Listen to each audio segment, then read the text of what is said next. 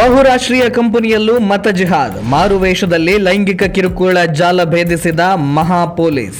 Land ಜಿಹಾದ್, love ಜಿಹಾದ್, ವ್ಯಾಪಾರ ಜಿಹಾದ್, ರಾಜಕೀಯ ಜಿಹಾದ್, ಹೀಗೆ ಬೇರೆ ಬೇರೆ ಜಿಹಾದ್ ನಡೀತಾ ಇತ್ತು. ಇದೀಗ ಈ ಜಿಹಾದ್ ಮಾನಸಿಕತೆ ಬಹುರಾಷ್ಟ್ರೀಯ ಕಂಪನಿಗಳಿಗೂ ಕಾಲಿಟ್ಟಿದೆ. ಮಹಾರಾಷ್ಟ್ರದ ಪ್ರತಿಷ್ಠಿತ ಎಂಎನ್ಸಿ ಕಂಪನಿಯಿಂದ ಹೊರಬಂದಿರುವ ಸುದ್ದಿ ಕಾರ್ಪೊರೇಟ್ ವಲಯವನ್ನೇ ಬೆಚ್ಚಿ ಬೀಳಿಸಿದೆ. ಮಹಾರಾಷ್ಟ್ರದ ಬಹುರಾಷ್ಟ್ರೀಯ ಐಟಿ ಕಂಪನಿಯೊಂದರಲ್ಲಿ ಮಹಿಳಾ ಸಹೋದ್ಯೋಗಿಗಳಿಗೆ ಕಿರುಕುಳ, ಲೈಂಗಿಕ ದೌರ್ಜನ್ಯ ಮತ್ತು ಬ್ಲಾಕ್ ಮೇಲ್ ಮಾಡಿದ್ದಕ್ಕಾಗಿ ಆಸಿಫ್ ಅನ್ಸಾರಿ, ಶಫಿ ಶೇಖ್, ಶಾರುಖ್ ಖುರೇಶಿ, ರಜಾ ಮೆನನ್ ಮತ್ತು ತೌಸಿಫ್ ಅತ್ತರ್ ಅವರನ್ನ ಪೊಲೀಸರು ಬಂಧಿಸಿದ್ದಾರೆ. ಒಟ್ಟು 8 ಮಹಿಳಾ ಉದ್ಯೋಗಿಗಳು ಮತ್ತು ಒಬ್ಬ ಪುರುಷ ಉದ್ಯೋಗಿ ನೀಡಿದ ದೂರಿನನ್ವಯ ಕಾರ್ಯಾಚರಣೆಯನ್ನು ನಡೆಸಲಾಗಿದೆ. ಮದುವೆಯ ಭರವಸೆ ನೀಡಿ ಪದೇ ಪದೇ ದೈಹಿಕ ಸಂಬಂಧ ಬೆಳೆಸುವುದು, ಮತಾಂತರಕ್ಕೆ ಪ್ರಯತ್ನಿಸುವುದು ಮತ್ತು ಧಾರ್ಮಿಕ ನಿಂದನೆ, ಉದ್ಯೋಗಿಗಳಿಗೆ ಬಲವಂತವಾಗಿ ನಮಾಜ್ ಮಾಡಿಸುವುದು, ಮಾಂಸಾಹಾರ ತಿನ್ನಿಸುವುದು, ಅಶ್ಲೀಲ ಕಾಮೆಂಟ್ ಮಾಡುವುದು, ಅನುಚಿತವಾಗಿ ವರ್ತಿಸುವುದು ಸೇರಿದ ಹಾಗೆ ಹಲವು ಹರಾಮಿ ಕೃತ್ಯಗಳನ್ನ ಬಂಧಿತ ಮತಾಂಧರು ಮಾಡುತ್ತಿದ್ದರು ಎನ್ನಲಾಗ್ತಾ ಇದೆ. ಲೈಂಗಿಕ ಕಿರುಕುಳದ ದೂರಿನನ್ವಯ ಕ್ರಮ ಕೈಗೊಳ್ಳದ